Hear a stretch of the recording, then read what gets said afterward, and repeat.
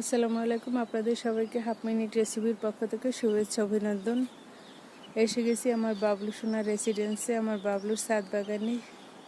আর এটা হচ্ছে মিশরীয় মালটা। অনেক মাশাআল্লাহ অনেক অনেক গুটি এসে গেছে।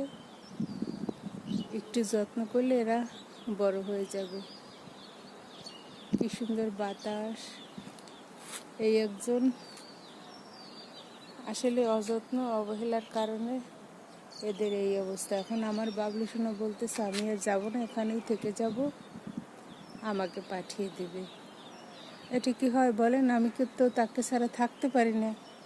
গাছ পাগল একটা মানুষ, সে এখন গাছের সাথে থাকবে। কত সুন্দর, মাশাআল্লাহ।